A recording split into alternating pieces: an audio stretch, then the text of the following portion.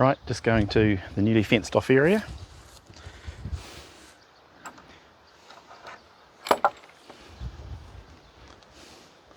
This is the new, well, not new orchard, an old orchard, new fenced off area. So there's a new Meyer lemon here. There's mostly plums all through here.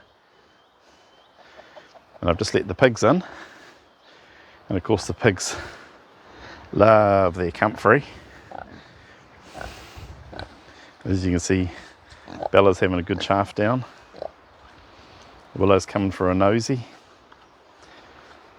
So this area here is actually behind the chicken pen, which is going to be, so it's mostly plums. And over here, we've got me rooster boy. He's finally got 2 new girls with him now, so he'll be happy. So this entire area from here right the way around here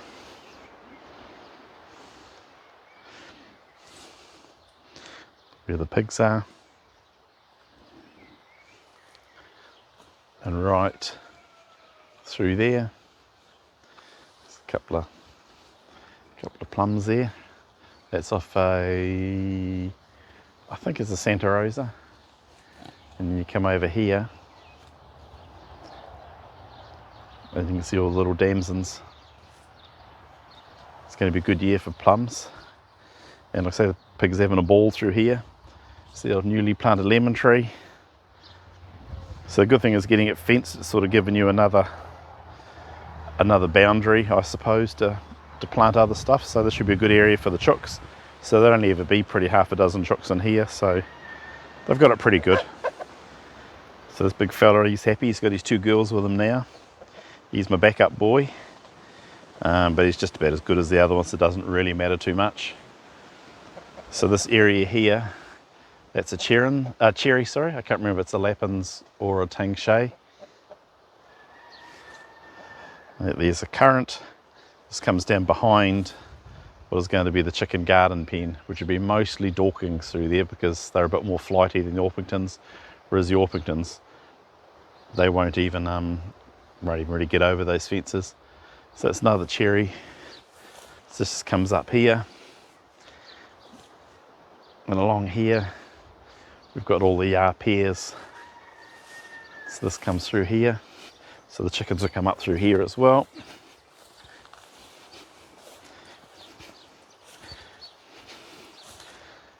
Then that comes up to behind the new sheep yards. This here's the little Broody pen, and there is a little bantam in here. She's sitting on, I think it's 10, I think I put in there, 10 Orpington eggs. So she's due on the 2nd. So hopefully, with a bit of luck, it's only about another 2 days wait, 3 days wait. So that's it for 21 days. Had a bit of a clean out the other day and planted some kohlrabi, some purple kohlrabi with what cabbages didn't go to seed when I had me dodgy leg or ankle. And up here, as you can see, we've got the elderberries just coming into flower as well. And in here, we've got the mulberry tree, which is just loaded with fruit this year. They're only small because it's only a seedling tree. Excuse the wind, but it's it's starting to come along. And of course, we've got a few that, when you come over here, they aren't that far away from being ripe actually. That just goes back up to the elder, back up there again. So in this clump of trees here, we've got, that's a Shiro plum there, and you can probably see a bit better if I go up a bit closer. Don't know how well you can see, but that mulberry is just loaded this year. So we've got the Shiro plum, the mulberries, and in there You can see a fig going up through to there to the elderberry, and behind there, poking out the top, but you can't actually over the back, is actually a Chinese raisin tree, which is Hovina dulcalis, which has sort of sultana-like fruit on it eventually. And that just provides a bit of shelter and shade from the south to this little garden here, which is a bit worse for wear. The garlic got a bit overgrown, the elephant garlic. But yeah, that's just when I had my dodgy ankle. But it's slowly starting to come together. Over here, we've got the number 1 boy and the 2 number 1 girls.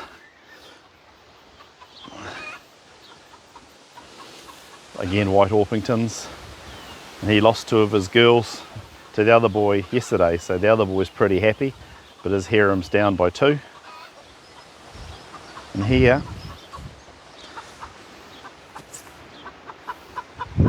just down in here, that's actually a thornless honey locust.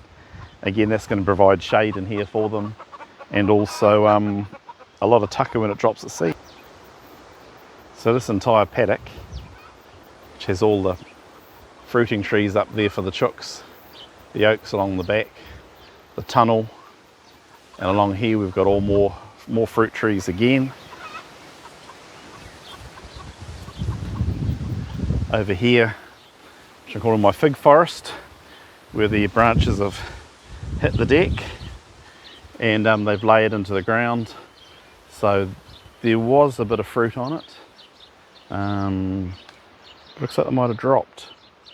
Over here we've got an alder, hazelnut. It's a viburnum trilobum, which I'd class as a disaster food, because you can eat the berries but they taste like shit. It's a plum. Lots of comfrey here, which I cut and feed to the pigs and give to the ducks, which love it too. So all this area here gets sheltered, and it's going to be dropping fruit, hazelnuts, all sorts of bits and pieces for the chickens. And once a few trees get up in here, this will be basically the entire paddock will just be for probably about the main breeding group, which is this lot here, which will probably end up being about half a dozen hens and a rooster. So they've got a pretty cruisy life. And in here I've got another Broody bantam. I just have to decide what eggs I'm going to put under her yet, move her out into a broody box. I'll shut her and leave her alone. She's been sitting quite steadily for about 4 or 5 days now. So you come over to here, this is another Chinese dogwood. Again, this has strawberry type fruit, which will end up dropping here for the chooks. And again, it will be edible. So this also gives them a lot of cover, so they can get away from any hawks or anything that are around about, having all these trees around. So far, touch wood, I've been fortunate and haven't lost any, but yeah, touch wood. This tree here is a Chinese false quince. It's in the quince family, and for the first year, it's been in 2.5 years now, there's actually a fruit on it. And you can use this fruit to eat just like a normal quince. And the noisy ducks all think they're going to get fed, which they will do soon. This is a pear tree over in the other area of the food forest. I don't know what type it is, because it was one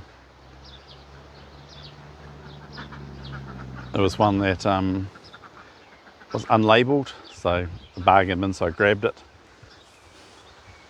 Down here we've got Abyssinian banana, and down amongst this comfrey here you can probably just see about there some of the arrowroot just about to come up.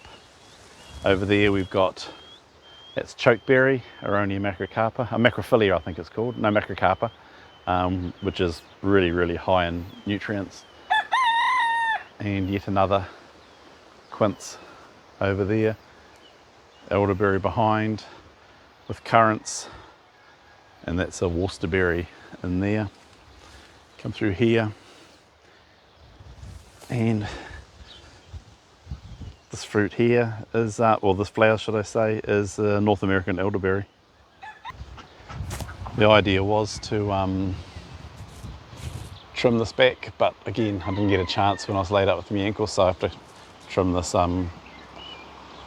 this elderberry right back. You come through here, and this here is the North American elderberry, which is quite different. And that's the scapes I've got to cut off the elephant garlic. Again, that just never happened, but I'll get onto that this afternoon. But I think I'll have a reasonable crop. And some more growing in a tyre, which I've fertilised with duck water. Now see the duck stripe behind it. Then come across to this really decent size elderberry, which looks like I'll cut that back to about half this season. But also it could be a good year for them by the look of it.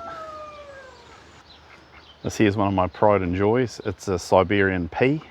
I've got to cut the elderberry back to give it a bit more of a chance. Again, it got a little bit overgrown.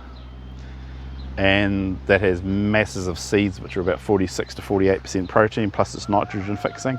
And behind it there is Artemisia Poas Castle, which is a wormwood that's used for strewing in the chook pens to keep the mites out. And over behind the pink flowers there, that's another cornice, which should also have strawberry-like flowers, strawberry-like fruit for the animals, mainly the chickens and ducks when they're to scoff. Sort of pretty heavy rain yesterday, so we had about 70 mils, so just under 3 inches. Just under 3 inches yesterday. So I'll empty that in a few minutes, won't be it now.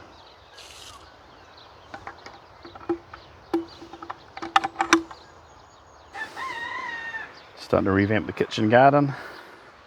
Those are eucalypt sleepers. So just starting to plant there. That's again no dig way of doing it. Compost on top of rotted down horse manure.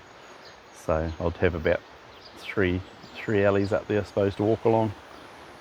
Tomatoes up there, some beans in front, so some radishes and what have you. So it's just ready to be started planting. And come through here.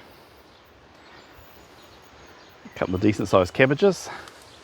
Both Savoy, 3 Savoys by the look of it, and everything was just about done its dash. As you can see now, when you think how high that mustard was, it's just about done its dash with the heat now. So I'm going to get in here and put the sleepers in, clear out this garden. There's still some leaves in there, some nice greens in there still, which I'll make the most of.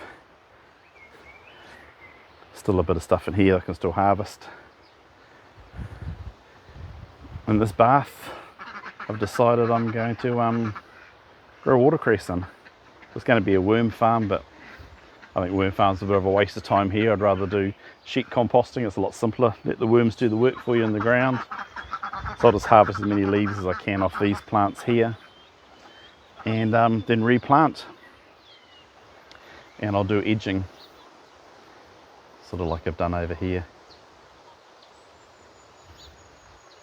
And of course, I'll leave these for the bees at the moment. And just for a bit of flower goodness, that's Raubrita. It's one of my favourite roses.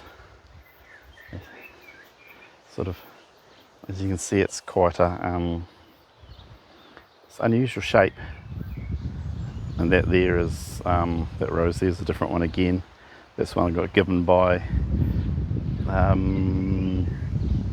Mrs. Masters, who had actually had it given to her by Mrs. Jago. So it was sort of, that's done the rounds. So it comes back up through here. There's one of the golden barberries, the white foxgloves. Then behind it, a maple. Coming down to some hydrangeas, which has an awesome colour, like a Victorian sort of, I don't know what you'd call it actually. It's a real unusual sort of blue, like a pastel blue, with the grasses coming up here. The Stelias behind. coming up to liquid ambers, hazelnuts, and a big cabbage tree.